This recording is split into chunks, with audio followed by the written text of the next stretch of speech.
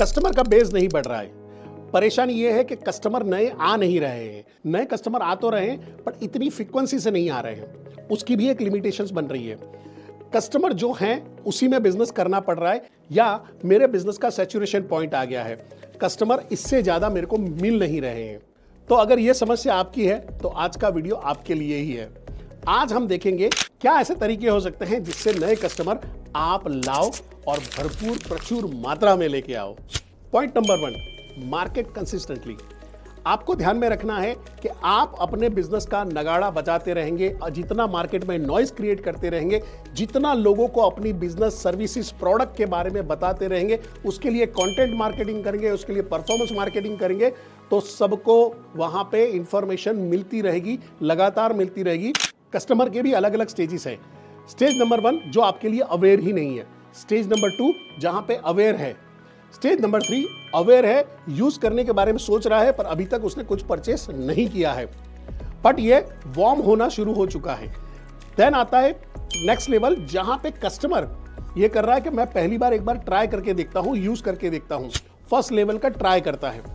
अब जब वो फर्स्ट लेवल का ट्राई कर लिया है और उसको कुछ बेनिफिट मिला है और बार बार इसकी हैम्परिंग होती है, तो वो रेगुलर यूजर की तरफ जाता है और रेगुलर यूजर बन जाता है। जब उसको भरपूर बेनिफिट मिलता है तो वो आपका एडवोकेट बनता है। मींस वो आपके प्रोडक्ट का प्रचार करता है, लोगों को बताता है, आपकी स्कीम, आपकी इंफॉर्मेशन लोगों को पहुंचाना शुरू करता है।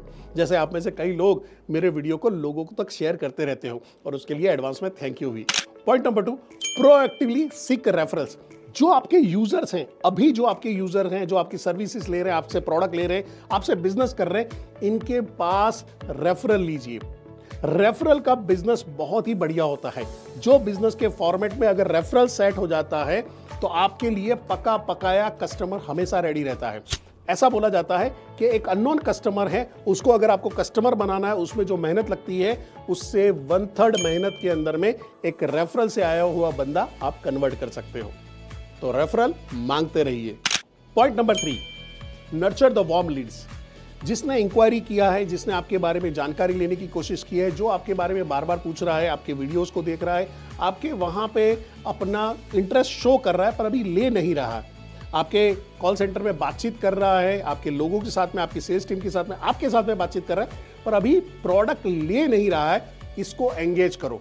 होता क्या है कि जहां पे कस्टमर ने इंक्वायरी डाला था, इंफॉर्मेशन ले रहा है पर एक पुश की जरूरत है, वो पुश उसको मिल नहीं रहा है, तब तक वो डिसीजन नहीं ले पा रहा है। अब डिसीजन लेने के लिए उसके साथ में एंगेजमेंट जरूरी है। वो एंगेजमेंट वहां पे आपको इस तरह से बिल्ड करना होगा जहां से वो कंटिन्यूस आपकी प्रोडक्ट की इंफॉर्मेशन लेता रहे, आपके बारे में बातचीत होती रहे, आपकी तरफ से आते जाते उससे मिलन मुलाकात होती रहे, आपके कोई सेल्स वाले बंदे हैं जो उससे कनेक्ट बना के रखते रहे। टेक्नोलॉजी का इस्तेमाल करके व्हाट्सएप के थ्रू है या आप कोई एप्लीकेशन के थ्रू उसके साथ में टच रह सकते हो, जहां पे आप अपनी कंपनी की प्रोडक्ट की या उसके सेगमेंट की जानकारी बार बार देते रहें। और एक फेज आएगा जहां पे ये वार्म से हॉट की तरफ जाएगा, जहां पे आपको उसको खाली एक पूछ देना है कि सर काफी टाइम से बात हो रही है, आज ऑर्डर दे ही दो, आज तो मुहूर्त अच्छा ही है। पर अगर आपने लीड को छोड़ दिया है तो लीड किसी और की हो जाएगी। यानी एक हिंदी गाना है, यार दगा दे गया दुल्हन को ले गया, यानी आपने जो तैयार किया था कस्टमर वो किसी और के पाले में चला गया है। तो ये गलती कभी ना करें। Point number 4, invest in R&D, research and development. कैसे आपकी प्रोडक्ट बेहतरीन हो सकती है, आपका कस्टमर आपकी प्रोडक्ट के बारे में क्या फीडबैक दे रहा है, आपका यूजर आपकी प्रोडक्ट से किस बात में नाखुश है या ऐतराज जता रहा है, आपका कस्टमर एरिया ऑफ इंप्रूवमेंट के बारे में जो फीडबैक दे रहा है उसको आप कंटिन्यू चेंज करते रहेंगे तो आपकी प्रोडक्ट बेहतरीन होती रहेगी। अगर प्रोडक्ट वैसी की वैसी रही, सर्विस वैसी की वैसी रही, तो सबसे बड़ी तकलीफ रहेगी कि कोई एक ऐसा बंदा आएगा जो ये सारे जो गैप है उसको कवर करेगा और अपनी प्रोडक्ट लॉन्च कर देगा और आपके पके पकाए जो कस्टमर है उसको वो खा जाएगा।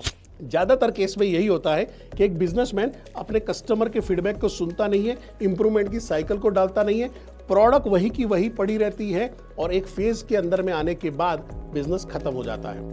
तो प्रोडक्ट के अंदर में कुछ नयापन लाए, प्रोडक्ट के कुछ एसक्यूज बढ़ाए, प्रोडक्ट के कुछ कॉम्बिनेशंस बढ़ाए, ऐसी चीजें लाए जहां पे कस्टमर आपके साथ में हमेशा बंधा रहे, आपकी सर्विस से, आपके वैल्यूज से और आपकी क्वालिटी से।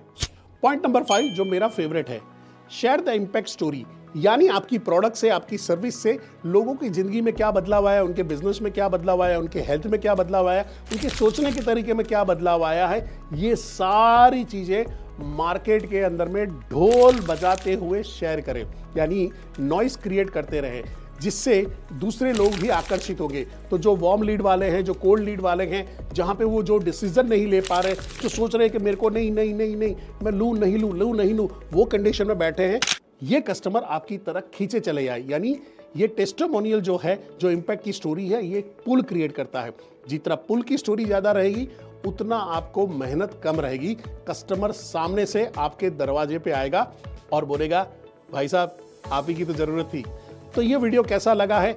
क्या इसको इम्प्लीमेंट करने के बाद आपके बिजनेस में बदलाव आ सकता है? कौन से ऐसे पॉइंट हैं जो आप सोच रहे हो कि नहीं ये मैं अभी बिजनेस में नहीं कर रहा हूं, तो उसको कमेंट में लिख दीजिए।